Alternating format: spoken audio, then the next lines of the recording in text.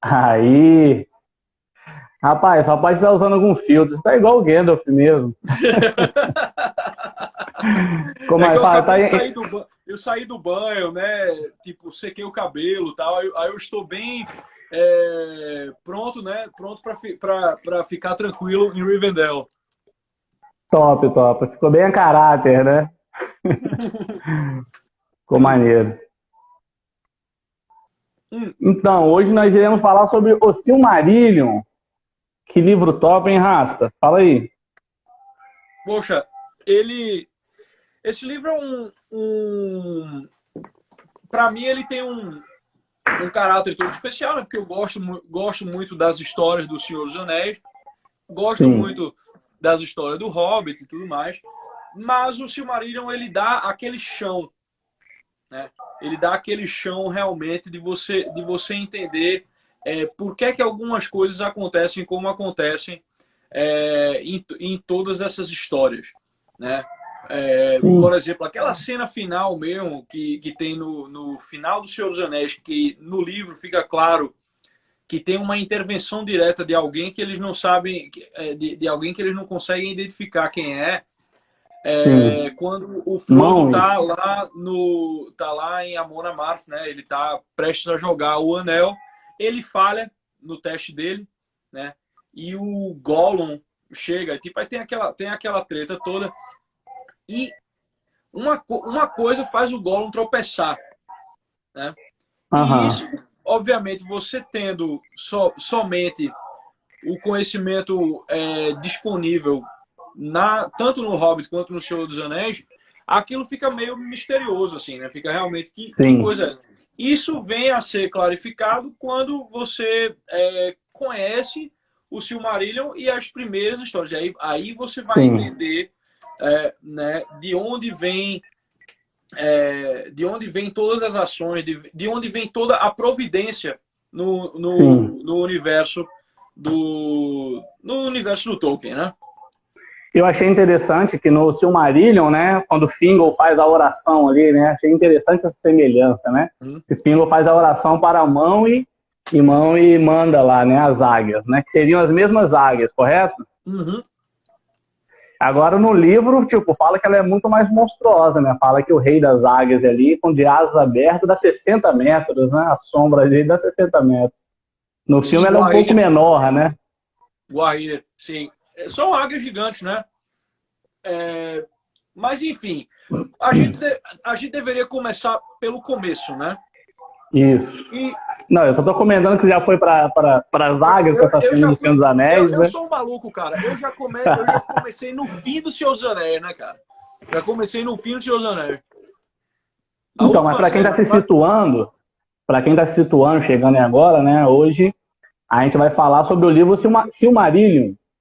E quando eu convidei o Raça para essa live, foi até na intenção de tentar fazer alguma comparação, se é que tem, nós vamos ver aí, entre a Bíblia e o Silmarillion. O que você acha, Raça? Você acha que Tolkien tinha essa inspiração ali aflorada? Olha, isso é confessado, né? Não precisa nem eu achar ou não, né? Já nas cartas dele. Ontem eu tava lendo The Book of Lost Tales, né? Que é um dos livros da coleção História da Terra-média, né? História da Terra-média. Uhum. E Esse eu ainda não li. tem uma carta que ele escreve para o editor dele, se não me engano, em que ele fala, né? Que no final das contas sou um católico tentando traduzir esse mundo, né, nas minhas histórias. Aliás, não é nem isso que ele fala eu sou um que crê na Santíssima Trindade fazendo contando uma história, né? Então, cadê? Sim. Deixa eu até ver se eu acho aqui essa carta dele. Eu tô com o meu Kindle aqui, se você me der um Fica à minutinho, vontade. eu acho. Sim. É, Você acha que a intenção dele também, né, era fazer essa evangelização, era pregar de alguma forma? eu não sei se isso, mas e eu não sei se teve esse efeito, né? Mas com certeza fazer um simbolismo, né? A briga Sim. dele com C.S. Lewis era justamente isso de simbolismo e alegoria, né? Eu não li as crônicas de Nárnia, mas todo mundo que leu me diz que tipo, fica muito claro que Aslan é Jesus. Na história de Eu vi o Tolkien, filme, né? Eu vi o filme e no filme já é claro. O filme também. Então, não tem essa coisa... No Senhor dos Anéis é muito mais o simbolismo, realmente, do que essa coisa da alegoria. Estou abrindo aqui o livro das Histórias Perdidas. E eu vou voltar para o início dele. A carta a... Essa semana aí, enquanto você abre, essa semana, enquanto eu estava relendo ele para lembrar de algumas coisas, eu estava viajando aqui na minha imaginação santificada, eu pensei assim, cara, se Tolkien tivesse existido, sei lá, 2.500 a 3.000 anos, e ele fizesse uma obra dessa, alguém achasse aí no Mar Morto, era perigoso o pessoal acreditar que esse universo existiu, porque o cara é genial, né? Sim, era. Mas não dá para escrever isso aí sem ele ter esse background primeiro, né? Sim, sim. Ele se inspirou nisso, né? Exato. Cadê?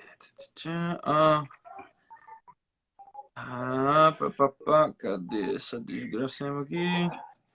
Eu devia...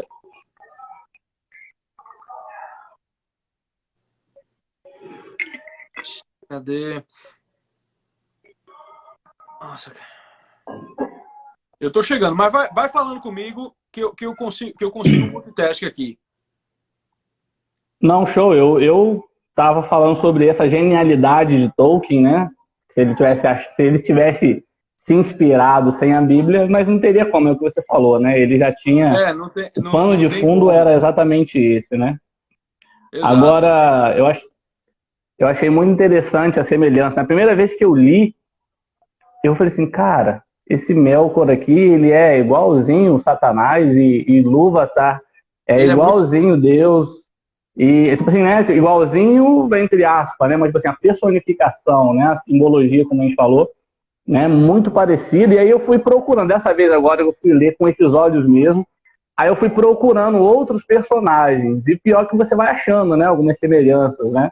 Não, lógico. Igual Humo, né, o fato de Humo se mover sobre as águas. Exato. Mas aí é que tá, é que em relação aos Valar, quando a gente fala dos Valar, aí a coisa já ganha um outro nível também de simbolismo, porque os Valar eles têm muito em comum com os deuses gregos também, né? Se você for pegar Manwë, Manwë é muito parecido com ele é muito parecido com Zeus, né? Ele é deus dos ventos, do trovão e tudo mais. O Humo é muito parecido com Poseidon. Aule, ele é praticamente uma cópia de Hefesto, né? Claro, eles são muito mais benevolentes, né? Eles não têm aqueles vícios que os deuses gregos têm. Mas os vícios dos deuses gregos é exatamente pelos gregos, né? Era o estilo de vida dos gregos, né? Refletiram nos deuses deles. O próprio Agostinho, ele fala, né, que ele, quando estava sendo educado, ele lia essas histórias dos gregos, ele lia Homero e tudo mais, e ele via que, na verdade, os deuses gregos eram os homens, era algum aspecto que existia da vida dos homens. E ele tá confessando, né? Ele está confessando a Deus. Por que é que eu me deleitava tanto com essas histórias lindas como eram, mas não prestava atenção em ti, né? Nas confissões ele pede perdão por isso também. Mas enfim, eu vou deixar de lado essa carta que eu estou tentando achar aqui e vamos direto para o Ainulindale, né, que chama.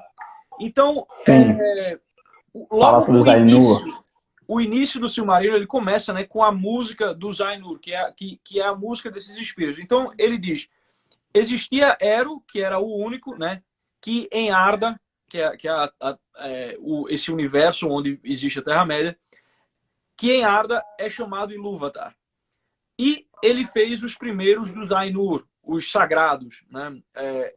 Que foram os frutos de seu pensamento. E eles estavam com ele antes que qualquer outra coisa tivesse sido feita. Então, ele tem esse... ou seja, eles estão falando da eternidade, né? O ponto de vista de Ero é da eternidade, antes que qualquer coisa. Qualquer coisa a gente já presume, né, que está falando de espaço, que está falando de tempo e tudo mais. Então, e aí ele falou a eles, propondo temas de música. Isso de ele falou a eles, isso é muito claro, né? Tipo, da criação vir através da palavra, né? Sim, o Aja, né? Deus faz o nosso mundo em Gênesis através da palavra, né? Sim. E a palavra ali seria a Bíblia, né? Se fosse comparar, também, seria como se fosse Maui, né? Sim. Deus diz, né? Faça, ele dá um comando e as coisas acontecem, né? Porque em Deus a vontade e o intelecto elas são uma coisa junta, né? E aí o que eu acho legal pra caramba dessa parte aqui é porque ele propõe temas de música. Nisso aí o Tolkien já toma uma licença, ele não está fazendo uma alegoria, né? Então aí ele já vai ele já vai usando isso que é. E ele falou a eles clamando que eles fizessem temas de música. E eles cantaram perante Ero e ele estava feliz. E ele ficou feliz. Isso é tipo como ele viu que era bom, né? E ele se isso aí. Né?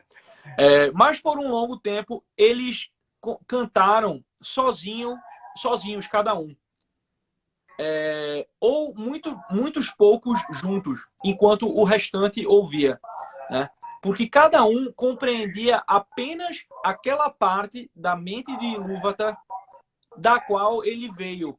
Ou seja, Manwë só tinha um determinado pedaço da mente de Ilúvatar, só tinha um determinado pedaço. Aule também só tinha um determinado pedaço. Dessa totalidade, Ilúvatar foi dando tipo pequenas não, bastante grandes, né? Porque eles foram os primeiros, mas assim, foi dando pedaços realmente da sua mente para cada um deles. E aí, isso é que é legal. Mas no entendimento dos seus irmãos, eles foram crescendo, eles começaram a entender lentamente o que é que significava o que os irmãos estavam cantando. E quanto mais eles ouviam, mais eles chegaram a um entendimento mais profundo e aumentaram em uníssono e harmonia. Ou seja, à medida que cada tema se desenrolava, esses primeiros eles tinham né, a reverência a escutar e aí realmente começar a entrarem nos temas. E foi assim que foram se desenrolando as primeiras harmonias. Então, chegou a passar que Ilúvatar chamou todos eles e declarou para eles um grande tema, um tema poderoso, que contava para eles coisas maiores e mais maravilhosas que ele já havia revelado. E a glória de seu começo e o esplendor do seu fim tipo, maravilharam os Ainur. De maneira que eles se curvaram perante Ilúvatar e ficaram em silêncio. Ou seja, a canção dos Ainur, né, a canção de Ilúvatar, é a providência. A providência? É a providência. Aquilo que Ilúvatar revelou a eles? Sim, porque ele mostra para eles, né, em canção, coisas que ele não tinha revelado até então, ou seja, coisas que iam acontecer. E o final de tudo, você só pode fazer isso desde a eternidade, né? Se você está criando um mundo livre, realmente, né? Um mundo onde as criaturas terão liberdade, que é o mundo que era o Cria. Então, o que ele está mostrando para eles é o design dele, realmente, anteriormente a que essas coisas todas aconteçam, que é a providência divina, né? Tipo, de que Deus conhece Sim. o início e o fim de toda a história desde a eternidade, porque ela é a vontade Eu ia dele, né? citar esse texto agora. Eu ia citar esse texto agora. O que é interessante é que, apesar de eles serem celestes, vamos botar assim, né? Seres Sim, celestes, eles eram como crianças nesse universo novo, né? Eles tinham acabado de ser criados, né? sim. Apesar de ter uma compreensão fora, para os crentes entenderem, que estiver entrando aqui da minha página, para entender como se fossem os anjos, né? Tipo, a gente Sim. fala sobre o panteão grego, mas nesse universo bíblico, É uma eles eram junção dos seres que dois. ainda estavam, eles aí não eram seres que ainda estavam aprendendo, apesar de aprender coisas magníficas, né? Sim. Eu também via as canções muito como a jornada do herói, tipo assim, tipo, muito como o plano de Deus para sua vida, né? Tipo assim, ó, ô mão, eu tenho esse plano aqui, essa história para você. Melkor, eu tenho essa história aqui para você e você tem que desempenhar. E aí Melkor, por exemplo, né, fala assim, mas eu não quero, né? Não quero que seja desse jeito, eu quero fazer a minha canção, né? Sim. E esse orgulho é bem semelhante, né? Esse é o grande, a grande semelhança entre Melkor e Lúcifer é que os dois eram os mais poderosos e mais sábios dos anjos, né? O Lúcifer mais Sim, belo e tudo mais. sim. Então Melkor passou muito tempo pensando, porque ainda estava ocorrendo a criação, né? Então existia o vazio, né? Tinha o void em Arda. E Melkor ficava olhando para aquele vazio, ele que tinha mais poder do que todos os outros, ele que tinha mais conhecimento, tinha a maior parte da mente de Ilúvatar a ele, mas ele não tinha a totalidade, ele não tinha a Sim. onisciência, E o né? livro deixa isso claro, né? Exato. Ele não tinha a onisciência de Ilúvatar. Então ele olha para o vazio e ele fica tentado, ele quer colocar as coisas dele ali. Então a primeira coisa que ele faz enquanto os irmãos estão cantando, ele chega com um tema realmente dele, dissonante. O Tolkien descreve que os Novo, irmãos né? parecem como flautas e violinos, sopros, coisas assim, e vozes ocorrendo, e o Melkor chega como se fosse realmente trompas, né? Trompas, trombones, aquela coisa adstringente que projeta realmente. Sim. E E ele a começa semelhança com Ezequiel 28 é gritante, né? E a Sim, Bíblia em sim, Ezequiel 28 vai falar que Lúcifer tinha tambores e pífaros dele, né?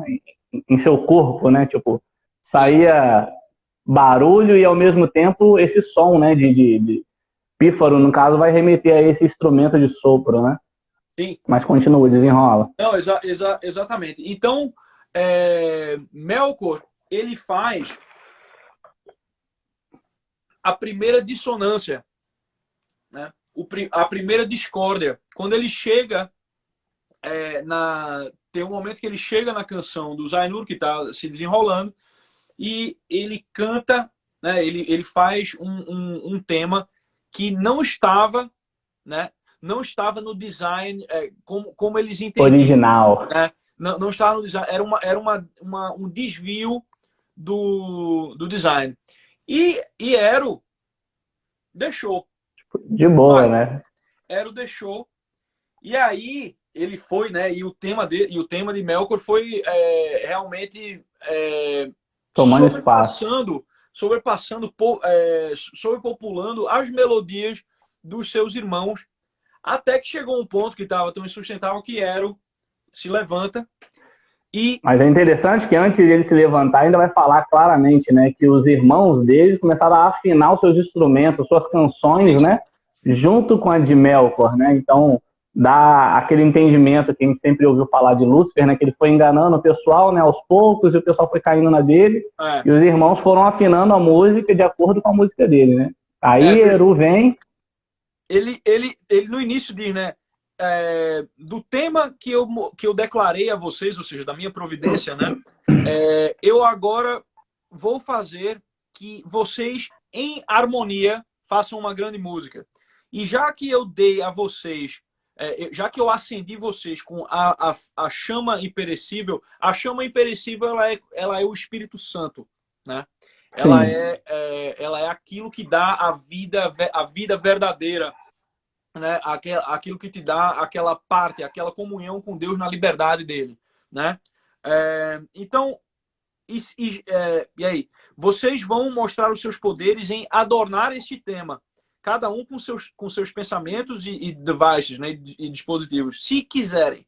Mas eu vou sentar e ouvir e ficar feliz que através de vocês grande beleza será acordada será manifestada em música.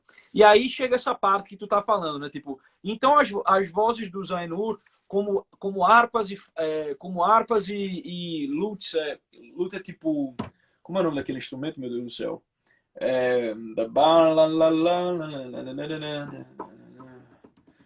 Meu Deus. É aquele instrumento de corda medieval assim que o bardo toca, né? Como flautas e trompetes e violas e órgãos e como inúmeros coros cantando com palavras começaram a desenhar o tema de Ilúvatar em uma grande música. E um som surgiu das inúmeras melodias que se intercambiavam, tecidas em harmonia, que passaram além a ser ouvidos nas profundezas. E aí chega, né? Chega o momento que... Cadê? Deixa eu achar a parte do Melkor aqui, né? Ah, tá. Melkor tinha ido muitas vezes sozinho ao vazio, aos lugares vazios, procurando a chama imperecível. Ou seja, ele queria essa a semelhança com Deus. semelhança. Ele achava que era Isso. só um poder. Essa coisa, né? De achar que é um poder, né? É apenas um Sim. poder.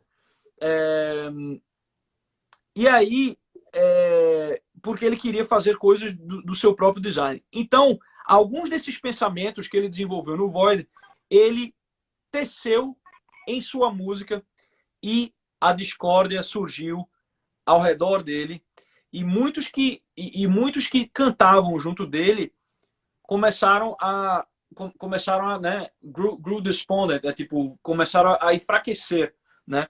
E os seus pensamentos foram perturbados e sua música falhou. Mas alguns começaram como você disse, né, a afinar a sua música em relação a de Melkor, em vez do Isso. pensamento que eles tinham em princípio. Então a discórdia de Melkor, né, a dissonância de Melkor se espalhou mais ainda e as melodias que ele e as melodias que estavam no tema original elas foram se apaziguando e se acalmando em um mar, né, elas foram sumindo em um mar de som turbulento. Mas Ilúvatar sentou e escutou até que pareceu que perto do seu trono havia uma tempestade, como de águas turvas que guerreavam uma contra a outra em uma infindável cólera que não seria apaziguada. Nossa, eu tô lendo e traduzindo ao mesmo tempo. Bom, Não, daí faço ideia. Tá Ilúvatar traduzindo levanta direitinho, é isso mesmo. e aí Ilúvatar faz o quê? Ele levanta e ele mostra para Melkor que não tem o que ele possa fazer, né? Esse Inclusive, discurso dele é maravilhoso, né? Esse discurso dele é. Quase eu dei um glória a Deus no final desse discurso de Hera. exatamente. Tipo, nada do que você faça, né? Tudo que você fizer, no final eu vou mostrar que vai servir para o meu Vai propósito, né? servir para a minha glória, né? É exatamente isso. Então não tem nada que Melkor possa fazer, não tem discórdia que ele possa causar que não será incorporada ao tema de Ilúvatar. E veja que eles estão fazendo isso já eles estão fazendo isso da eternidade, né? Então isso já acontece dentro da providência. A providência antecipa até o mal que acontece no mundo. Embora ela não seja a causa, né? A causa seja a liberdade, no caso que Melkor tem, de ter sido dotado O daquele... livre-arbítrio, né? Sim, sim, sim. O livre-arbítrio ele tem a ver com a chama imperecível, né? Porque ele é um presente do Espírito Santo, né? Então, isso é uma coisa que as pessoas ficam perguntando sempre, né? Sobre essa questão do livre-arbítrio e como é que pode coexistir a bondade de Deus e o livre-arbítrio. Eu acho que o jeito que é estruturado o Silmarillion explana mais, né? Abre mais a visão, né? Fica mais fácil, eu acho, de você entender essa questão, porque eles estão ainda antes da criação própria da materialidade, né? Da terra física, realmente. Eles ainda estão cantando música, né? Eles estão fazendo a forma das coisas. Então é nessa forma das coisas que as coisas estão predeterminadas, porque ele está fora do tempo e do espaço. Mas dentro do tempo e do espaço é que se manifesta a sua liberdade, é que dentro da nossa realidade é que se manifesta esse livre-arbítrio, né? É o que Santo Seria Tomás tipo o Cronos e o Kairos de Deus, né? Sim.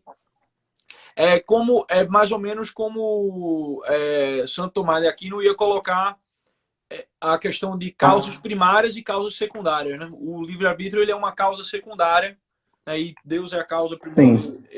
É a causa primordial. E realmente, né, muitas pessoas vão falar assim, se Deus fosse amor, se Deus fosse bom, ele teria impedido Satanás de entrar no Jardim do Éden, por exemplo, né? E aí aqui a gente vai ver quando Ilúvatar deixa Melkor entrar em Iar, né? Tipo assim, é uma liberdade, né? Você acha que tem alguma semelhança ali? Eu vou pular um pouco, mas depois a gente volta aqui aonde a gente estava.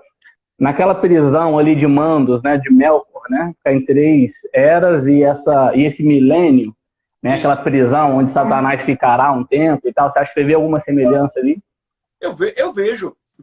Obviamente, né, com as licenças de quem não tá precisando fazer uma alegoria realmente, né? Sim. Mas sim, existe a catividade de Melkor, né? É o momento em que bom, primeiro tem a catividade dele em Valinor, né? Em que ele passa um tempo acorrentado nos Lomos de Mandos e depois é esse que eu tô falando. E aí ele é deixado solto novamente, né? Ele finge arrependimento. Né? Mas aí... Então, é aqui que eu tô falando que eu vejo essa semelhança, porque a Bíblia vai dizer no milênio, em Apocalipse, que ele ficou preso, né? 1000 anos ali é um tempo, não é 1000 anos, né? Um tempo, 3 eras. Sim. E aí, depois que ele foi solto, ele enganou, né? Enganou o povo, né? Enganou e fala que seu exército foi como a areia do mar, né? Então, achei interessante essa semelhança, porque depois ele vai enganar os Kend, né? Vai enganar os elfos ali, né? Em Valinor. Exato. E ele engana com o elogio, né? Ele engana com elogios e presentes. É isso que é... É interessante. Tolkien vai falar assim, era tão sutil e tão devagar que parecia que nem ia dar resultado. Eu achei interessante quando ele fala isso. Exato. Né?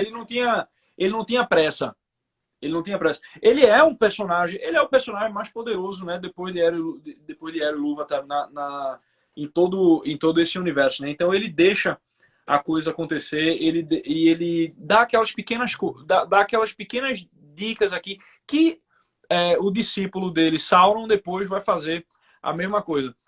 É que tem 2 catividades de Melkor, né? Tem essa que ele fica preso, ele fica acorrentado em Valinor por um tempo e depois ele, né, finge arrependimento, mas não é Eru que está cuidando dele mais, né? Eru já deixou as coisas... Mandos, né? Agora as coisas estão acontecendo já. Então Manwë é quem é o chefe dos Valar e Mandos é o dono, né, do julgamento. Da né? prisão ali, né? Então, Ilúvatar ele não enganaria.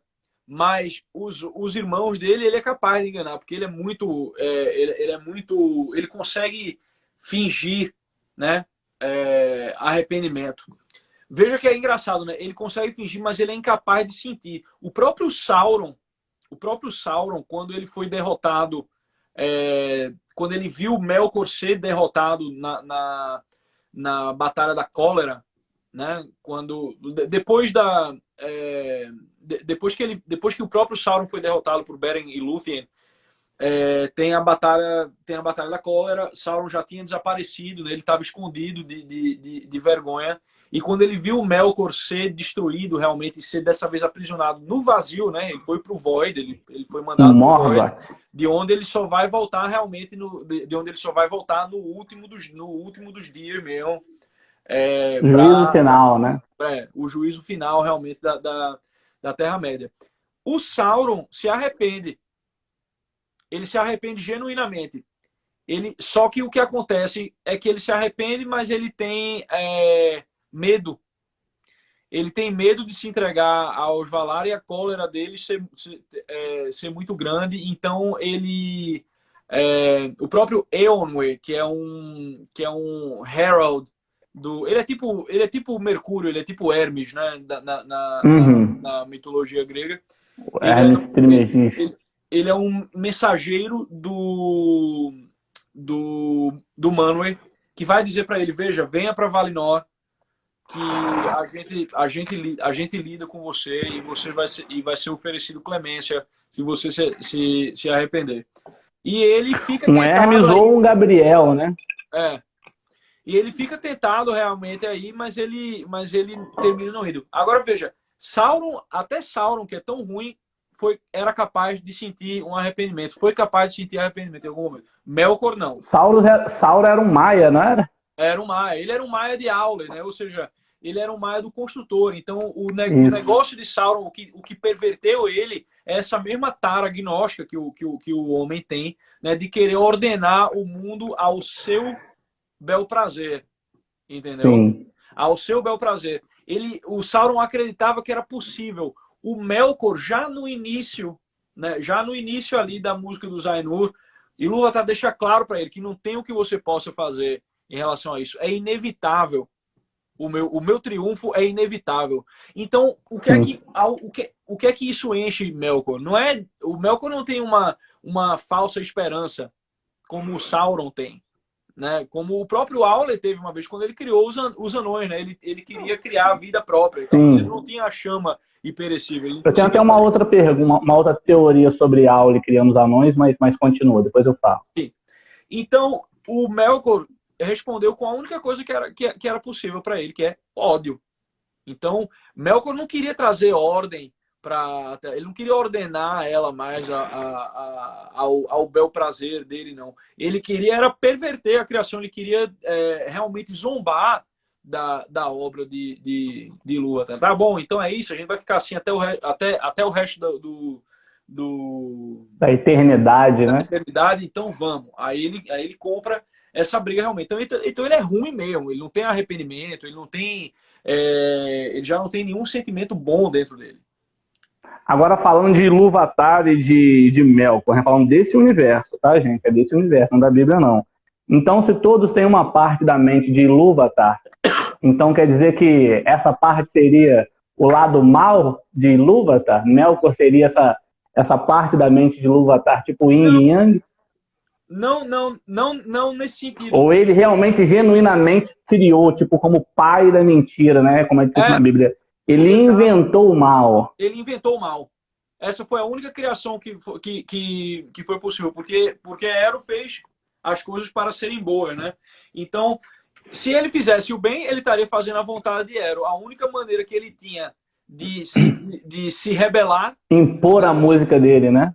A única coisa que ele podia fazer... Ele não poderia criar coisas melhores que Ero. Se ele fizesse coisas boas, elas estariam no design dele. Assim como os irmãos dele fizeram, né? Mas não, então ele vai lá e diz, tá bom, então eu vou fazer as coisas ruins mesmo. Vou botar os filhos dos outros na maconha. Né? Vou desviar esse povo aqui e já era. Ali quando Auli criou os anões ali, né? Vai falar sobre a primogenitura, né? Que os primogênitos seriam os elfos, né? E os elfos e os homens, né? Mas ali até naquele universo ali ainda estavam só os elfos, né? Só os Kend. E aí ele vem e cria os anões, né? Quando Ilúvatar fala sobre essa primogenitura, né? Que eles não vão andar e tal. Você vê alguma semelhança? Você acha que não? Tolkien foi fazendo? Ou você vê alguma semelhança entre os gentios e Israel?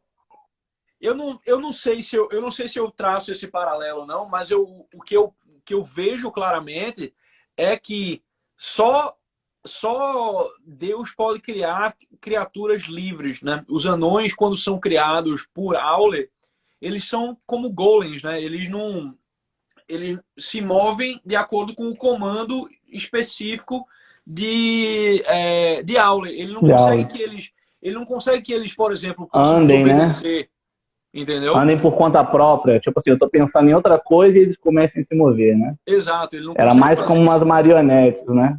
Exato, ele cria marionete, que é, que é o que distingue a criação de Ilúvatar em relação a qualquer outra criação. É o que distingue, né, a criação de Deus em relação à criação de qualquer homem, né? A gente fica tentando, o homem tem essa tentação, né? Uma tentação muito parecida com a de Euler, que é de criar um ser inteligente. A gente vive hoje as pessoas tentando fazer a tal da inteligência artificial, né? Sim. E eu creio que uma inteligência, uma genuína inteligência artificial, ela é impossível.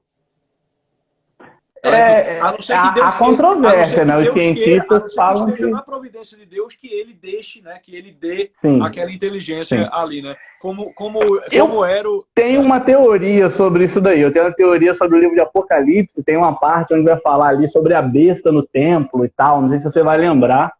E, tipo assim, quando o Daniel também vai falar sobre a desolação, como é que ele fala mesmo? Exatamente como ele fala. Mas, tipo, é como eu falo assim, uma heresia, né? A pior blasfêmia dentro do templo e tal. Eu já ouvi uma teoria, né? Porque quando a gente vai falar sobre escatologia, é tudo teoria. É igual falar sobre a história de Tolkien, não tem como ter certeza absoluta. Mas eu ouvi uma teoria de que essa besta, né? De que essa afronta, essa blasfêmia dentro do templo seria uma inteligência artificial, né? Como Deus, né? Tipo, um ser que sabe de tudo. É igual o Google, né? Qualquer coisa que você digita lá o que é isso, ele vai te falar, né?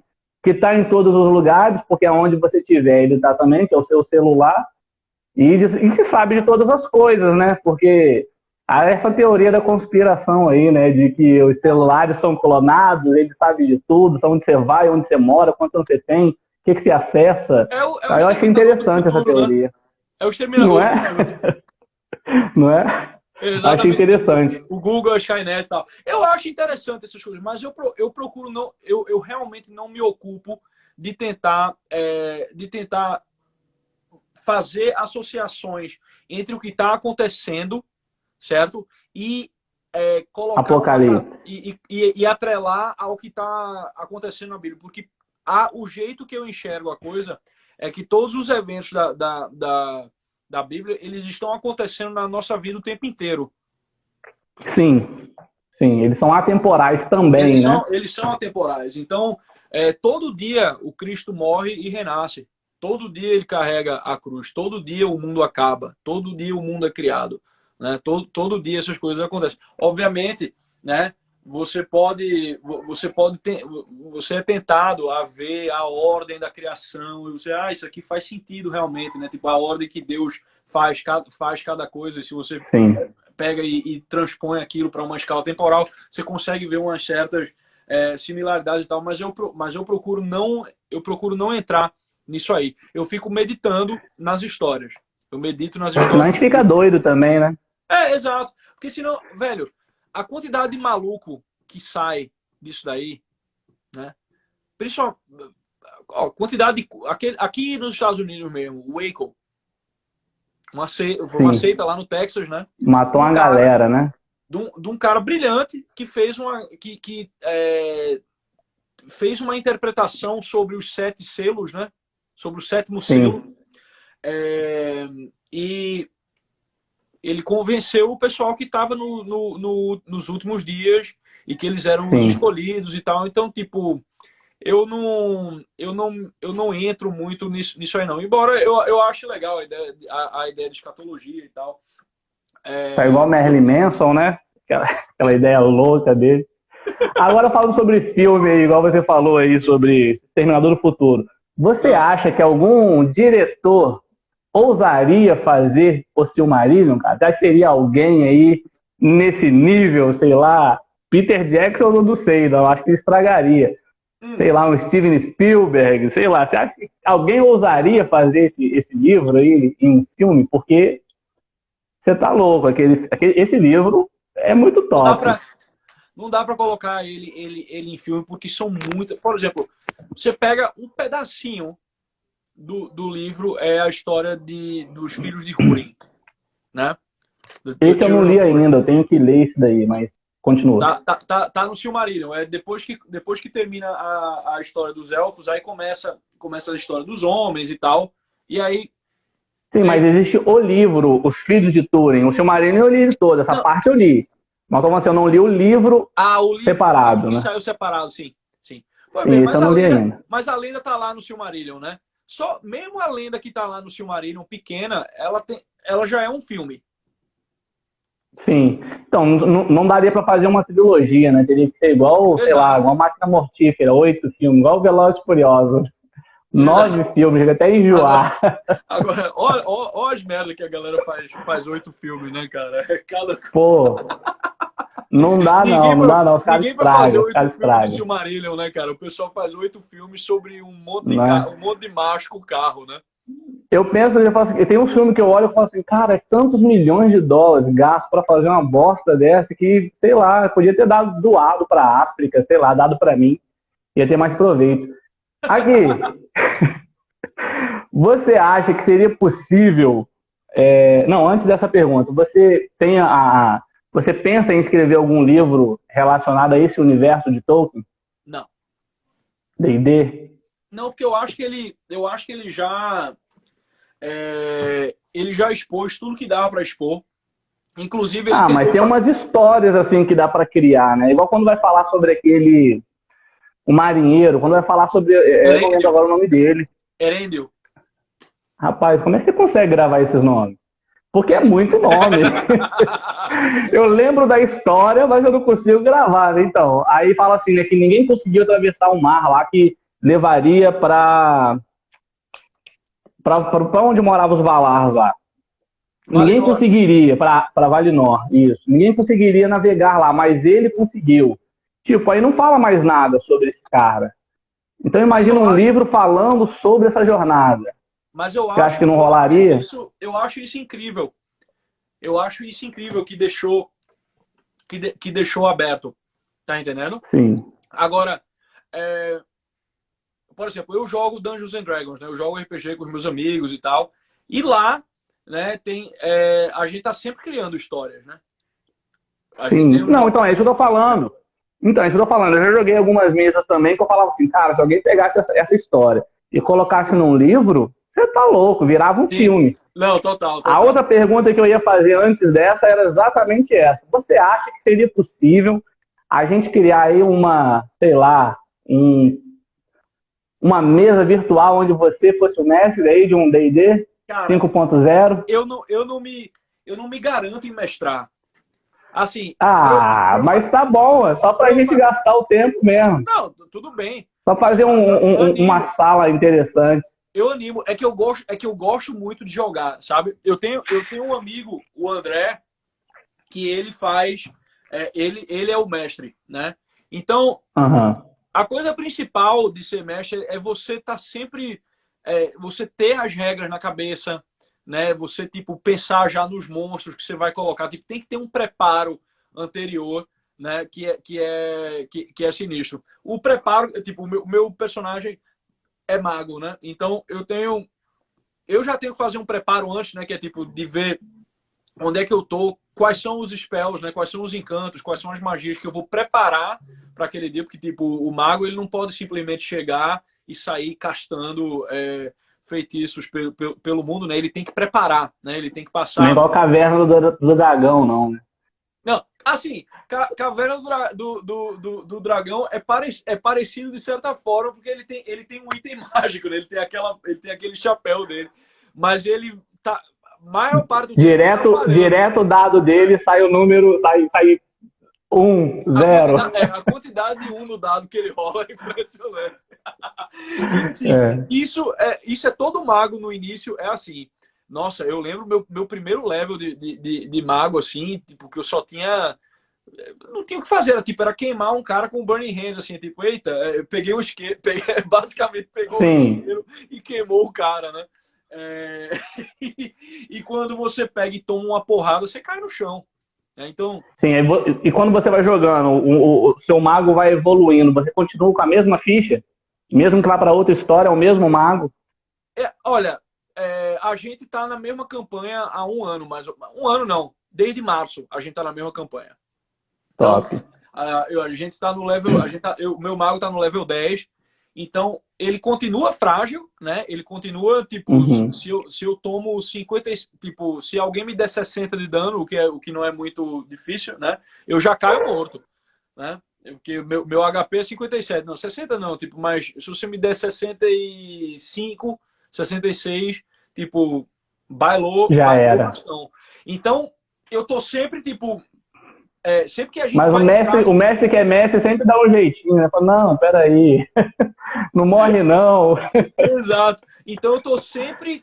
A gente sempre tem um clérigo ou um paladino, né, que possa dar um lay on hands no cara quando ele cai, né, para impedir que ele morra, pelo menos. Então, tipo, eu já passei por essa situação de tipo de cair uma rocha em cima de mim e o meu amigo paladino ter que me curar instantaneamente, senão eu ia morrer. Mas uma vez que você estabeleceu essa relação que tem os caras que te protegem na entrada, você resolve muita tipo praticamente não tem problema que o mago não possa resolver, né? Tipo, até no combate mesmo, se você hoje eu uso o polimorfo pra caramba, né? Tipo, eu viro uma hidra de 10 cabeças assim, tipo, acabou pra galera, tá ligado? Tipo...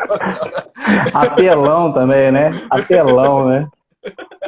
Então, mas você acha que daria trabalho de fazer uma mesa online? Você acha que Ó, seria possível? Porque eu não 5.0 imagino, né? 5.0 eu acho meio tipo já um pouco demais para mim. 3.5 eu acho que eu consigo.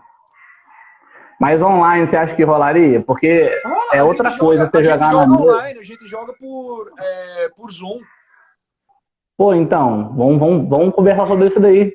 Claro, Fazer uma claro. mesa aí, convidar uma galera de cada continente aí. Deve ter um seguidor seu na Irlanda, outro em Portugal, outro na Inglaterra. A gente vai fazer aí com uma galera maneira. O que você acha da ideia? Eu acho ótimo. A gente já vinha Agora vamos querendo, voltar. Pode mas vamos falar. voltar pro Silmarillion, você ia dizer, né? Eu ia falar isso agora, mas você pode continuar falando aí. Não, continue. Ainda sobre o Silmarillion. Então, o que você estava pensando? Eu agora, já está aqui, a gente já tem aqui um tempo. Você acha de a gente ir progredindo de acordo com a história e comentando o livro, que eu acho interessante fazer outras lives, porque Olha, tem assim, muita coisa para a gente conversar. a gente pode fazer outras lives para falar sobre as outras histórias, né? Como você queria focar nessa similaridade entre Ero e Deus, né? Melkor e Satanás e tal, eu acho que é importante a gente focar mais nessa parte realmente que a gente cobriu bem, né? Da música do Zainu, Sim, né? A discórdia de Melkor, como essa discórdia ainda assim é usada para enaltecer o tema de Ilúvatar, né? sim. Então, Simão e é Jesus nessa, né, ali o rei, né? Que é quem reina depois que Melkor sai fora, Mão e se torna o cara, né? mas, Varda seria a igreja? Seria a noiva dele? eu não sei, porque veja, o bom do Tolkien é que ele não fez nenhum Jesus. Ele não Sim. tentou fazer nenhum Jesus. Não, eu falo assim, né? Como rei, né? É, Ele se torna quem reina, né? ele é mais o anjo mais próximo o anjo mais próximo de Deus, mais amigo. Eu não sei. Tipo É, Miguel, assim. exato, exato. Eu já Então, ia falar que Oromeer, né? Seria Miguel, assim, seria aquele cara valente, tal, general, cara de guerra. exato. O Oromeu é o grande caçador, né, da Terra-média. Então, Sim, é, eles são seres assim. É porque o Cristo ele é Deus, né? É diferente. Ele é em toda a totalidade. É a mesma pessoa, né? sim. Mão é É só um igual quando fala sobre aspecto, o fogo né? eterno, né? Não tem como a chama, né? Não tem como separar ali Ilúvatar, né? É a mesma coisa, é uma porção de mim, né? É igual o Espírito Santo Exato. dentro da gente, né? É uma porção de É, mim dentro do ser humano, né? Tipo isso. exato. No caso, o Tolkien foi tão cuidadoso com esse negócio dele não fazer nenhum Cristo, né? que ele usou, né, o padecimento do Cristo, ele distribuiu isso em vários personagens, né? Se Frodo tivesse chegado até o final e ele tivesse jogado o anel ali mesmo, tipo, e ele não tivesse falhado, ele seria muito próximo a um Cristo. Até isso ele escolheu que não fosse assim, né? Ele escolheu que não, ele vai falhar. E só pela é uma interferência direta de Ero e Ilúvatar, né? Sim. Você acha que Ero que fez, tipo assim, influenciou de alguma forma para pro Frodo não jogar? Não. Você vê, você enxerga assim? Não foi que ele influenciou pro Frodo não jogar, né? O Tolkien escreveu de maneira que o Frodo falhou por volição própria. Tipo, digamos que tivesse jogando, né? O Anel mandou um save de Will, né? No Frodo, e o Frodo falhou. Então ele caiu ali no domínio do Anel. O quest inteiro, o Frodo tá passando por isso. Ele tá tendo que passar por testes de Will, né? Testes de vontade, de resistir ou não. Quando chega no final, o poder tá muito forte. O Anel já tá muito próximo de Mordor, tanto que ele se arrasta, né? Até chegar lá. Então, chega no momento da destruição, é quando o poder de sedução do Anel tá o mais alto possível. Então, o Frodo falha. O que Ero faz é com que Sméagol tropece. Sim. Essa é a e perca o anel, né? Porque realmente aquele anel saiu dele ali de uma forma sobrenatural, né?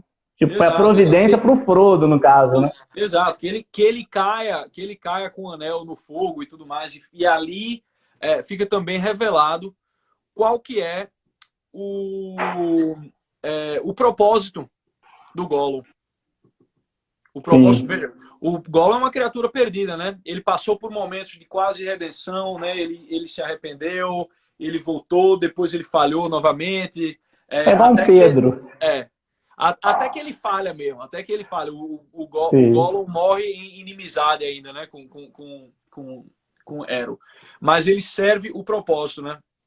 Que é aquela coisa que o Gandalf tenta explicar para o menino Frodo, menino não, que ele já tem 50 anos de idade, né? Pro Frodo nas Minas de Moria, né? Quando ele percebe que Sméagol está perseguindo eles, que ele tá indo atrás, eles sentem, né, o cheiro dele, eles sabem que estão sendo vigiados. O Frodo diz pro Gandalf, eu queria que o Bilbo tivesse matado ele quando teve a chance, né? E aí o Gandalf fala para ele, olhe, que muitos que morrem merecem viver e muitos que vivem merecem a morte. Quem é você para dar isso a eles? Essa sentença, né? Dar isso a eles. Então não seja. Aí ele diz, não seja tão, don't be too hasty to deal with death and judgment, porque nem os mais sábios conseguem ver todos os fins. E isso é para mim a grande lição de fé do Tolkien, que tá tipo o não julgarás ali, né? Não é só o não julgarás, não, é o não julgarás e o não matarás, né? Aquele que vive pela espada, morre pela espada. Né? Então, se o Bilbo tivesse matado o Gollum, primeiro, o Frodo não ia ter guia para Mordor. Segundo, mesmo que ele chegasse lá, mesmo que ele conseguisse, com todas as cagadas do mundo, chegar lá no fogo, ele ia falhar. Foi de qualquer forma, né? Mais a falha do Sméagol que deu o acerto, né, da destruição do anel. Os crentes iam chamar isso de uma legalidade, né? Abriu uma brecha, irmão. Ali a ocultação de Valinor, ali, capítulo 13, se eu não me engano, Silmarillion ali. Você acha que teria... você vê alguma semelhança ali com a Bíblia e o Éden? A ocultação de Valinor. Sim. Onde a gente falou do marinheiro lá, né? Sim. Valinor eu vejo menos como um Éden, assim, né? É mais um Éden, onde acordam... Sim, mas eu falo assim, mais essa ideia de eternidade, né? De paraíso, de tudo top, né? São terras imortais, tem elementos edenianos assim. Tem até a árvore, né? Tem a árvore das duas luzes, né? Sim. Que é Telperion, né? Essa é E outra história top, né? Que a gente ia falar aqui, mas não vai dar tempo, sobre a Terra plana, né? E, a como é que é Terra, o nome da Lua mesmo? Lúrin. é plana até o momento que Sauron é destruído no templo de Númenor, né? Aí a geografia da Terra-média muda e ela se arredonda. Sim. É Eu acho top engraçado. aquela poesia que Tolkien vai falar, né? Tipo, da Lua, né? Tem outro nome que eu não vou lembrar agora, você vai lembrar, dos Guardiões da Lua e do Sol, né? Era a mulher lá que ninguém Sim, conquistou o coração dela. Era a Guardiã do Sol. Anor é o Sol e a Lua é, meu Deus do céu, me esqueci o nome dela. Não, é o contrário. A Anor, mulher é o não, Sol. Anor é o Sol. Ah, tá. Sim, sim, sim. Anor é o Sol. Aí eu achei muito interessante aquela poesia quando fala, né, que o inconstante estava sempre atrás, né, de encontrar o sol e tal, vai falar sobre o eclipse. Eu achei aquela poesia Sim. magnífica. É, Agora olha, eu achei meio que um erro ali no capítulo 10 ali, quando vai falar sobre os anões lá da Montanha Azul. Você vai lembrar, né? Eu ia falar assim, não sei se você vai lembrar, mas você vai lembrar. Eu até notei aqui alguma coisa sobre isso, deixa eu ver. Os Naldrin, da Montanha Azul, no capítulo 10, lembra? o que é que Quando vai acontece? falar que os elfos vieram e encontraram os Naldrin ali, né, na Montanha Azul, os anões andando Os por anões. ali e tal. Só que aí eu lembrei de quando Ilúvatar falou para Auli sobre o fato de que a criação dele não iria andar antes que os primogênitos andassem. No caso ali, ele estava se referindo aos homens, né, aos humanos, né? Mas aí quando os elfos vêm, os anões já estão ali andando ali, Não, né, não, na não. Terra. Ele estava se referindo aos filhos dele, aos elfos mesmo. Aos elfos mesmo, né? Aos elfos. Quando eu olhei, eu falei assim, pô, será que ele, sei lá, se perdeu? Será que Tolkien Não, se não, não. É perdeu? tipo, Não, até que as minhas. Ele. Porque falo, não me ofende não, Maio. quando Auli fez os anões, né? Os elfos ainda estavam dormindo. Os elfos ainda estavam dormindo. Ah, tá. Entendi. Tanto. Tá. Eu me confundi, então, nessa leitura Não, aí, que eu achei exato. que seria Os os, elfos os ainda estavam homens. dormindo. Eles acordaram e aí os anões acordaram também em algum lugar. é, em algum lugar desconhecido, né? Um lugar misterioso. Mas é isso. Cara, Um Golian, fala. um Antes, gole. fala aí, o Sim, que você ia então, falar? eu ia falar dela. Eu ia falar dela. Um Pô, então a gente gole tá com transmissão de pensamento. um Goliath é um personagem assim incrível na minha cabeça por causa dessa é uma anti-luz que ela produz, né? Ela produz uma matéria realmente que é pura sombra, né? E aquela criatura ela é tão Um buraco negro. isso aí é uma licença também, né, que o Tolkien toma em relação a Guerra. o nível de maldade, né? Você acha que o Melkor é a coisa mais má que existe na Terra-média. E de fato ele era. Mas é que quanto mais ele foi se atrelando ao mundo material que ele queria perverter, mais ele foi perdendo a sua natureza divina e foi se tornando cada vez mais feito de carne e osso. Então naquela iteração que ele tem com o Ungoliant, que ele promete a ela, se ela proteger os dois, né, com aquela cortina de teias de antiluz, né, daquela cortina de escuridão realmente, que ele vai dar todos os tesouros para ela. Quando chega o momento que ela tá insaciável, ela já bebeu as duas árvores de Valinor e ele tá com a Silmarillion, com a Silmaril na Silmarillion. banda nas mãos e ela quer as Silmarils, né? E ele, tipo, ali ele tá morto de medo dela, e aí daí ele já passa a não ser mais tão poderoso quanto ele era. Óbvio, ele ainda era muito poderoso em comparação com qualquer elfo, em comparação a qualquer ser da Terra-média, mas em relação a Ungoliant, tipo, ela já ia para cima dele e ela ia consumir. Ela foi, né? Ela foi. Quem salvou Melkor foram os Balrog, né? Que foram... Sim, os orcs. Não, os Balrogs. Os Balrogs, eles eram maias, assim como o Gandalf, assim como o Saruman, assim como... um orc não tinha como lutar contra um golem, não. Ia morrer, ia morrer.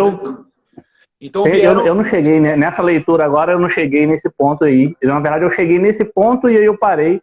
Mas aí eu li rápido, foi hoje, na verdade. Cheguei no capítulo 13, e aí eu entendi que eu tava lendo muito rápido por causa da live, né? Então deixa eu me atualizar aqui. E aí eu achei que teriam sido os orcs, né? Os Uruk-hais, alguma coisa assim. Não. O Roberto tá falando aqui, Melkor Arregão chama os Balrogs, né? Não. Pronto, você lembra que no Senhor dos Anéis, Gandalf cai em Moria lutando contra um Balrog. Contra um. E um Balrog, ele já era mais... Tipo, era impossível lutar contra um Balrog por qualquer arma, qualquer tipo de fortitude que os homens e aquele elfo lá... Não tinha como lutar contra um Balrog, aquele grupo de pessoas ali, né? Então você imagina um monte deles. Um monte de Balrog. E tipo assim, ali o diretor conseguiu realmente, o Peter Jackson conseguiu descrever ele de uma forma tenebrosa, né? Não, total. O tamanho daquele bicho. Ele é enorme e o fogo dele é preto também. Ele é um fogo que nem... Ele é essa anti-luz que a Ungoliant tem. Né? Então vem uma legião de Balrogs para ajudar o Melkor, e aí ele foge finalmente, né? E eu achei interessante quando fala, né? Conta a história de que ela mesma se consumiu, né? Sim, ela ficou com tanta vontade, muito ela terminou consumindo assim mesmo. Ela é o desejo realmente, né? Ela é a formulação perfeita assim do desejo, desejo maligno realmente, né? Ela quer consumir tudo, ela não quer sempre mais, né? Ela é eterna e insaciável. A Silmarillion seria, no caso ali, você acha que é a representação do oposto dela? As próprias Silmarils, você acha que seriam o oposto dela? A representação, tipo, qual seria a simbologia dela? De certa forma, tipo, ela conseguiu comer, ela conseguiu drenar até as árvores, né? E as Silmarils, elas imitavam... Receberam a luz das árvores. Elas imitavam a luz das árvores. Eram realmente, tipo, os únicos resquícios, né, dessa luz que viveu, que existiu nas árvores. Então, a Ungoliant, tipo, ela era um buraco negro realmente, né? Até que ela terminou se consumindo. Mas ela é a mãe das aranhas, né? Inclusive, quando Radagast no Hobbit fala com Gandalf a respeito das aranhas que estão em Mirkwood, né? Ele diz que são the offspring são as crias de Ungoliant, né? Aí fica aquele nome lá, opa, quem é Ungoliant? Essa quem né? A Shelob também que é a aranha que vive em Cirith Ungol, ela deve ser cria da Ungoliant também. Pergunta ao Gandalf, olha que chegou aqui, ó. Estão falando de mim. É um cretino esse pergunta ao Gandalf, cara. Eu achei interessante também outra semelhança, né? Tipo assim, o tempo, como é que tá aí? Você acha que falta quanto tempo? A gente termina aqui hoje, cara, faz outra... Eu acho que é interessante. A minha live ela não termina, tá ligado? Ela fica, apesar de eu estar sendo boicotado em termos de alcance, né? Talvez por culpa minha mesmo. A minha live não termina, ela vai. Só que eu acho que a gente chegou a um certo ponto do negócio que vale a pena a gente deixar. Eu vou deixar salvo aqui, né? Mais uma live sobre Tolkien, mais uma live sobre Silmarillion. E aí você pode direcionar as pessoas que seguem você a seguir aqui. Depois eu te marco. E é isso. A gente marca outro para conversar sobre isso e vamos falar sobre esse grupo aí de D&D. Tá bom? Demorou. Valeu, meu brother. Então, um abraço. Deus te abençoe, querido. Um abraço, Deus te abençoe. Qualquer coisa, é só me chamar lá. Um abraço. Tchau, tchau. Valeu.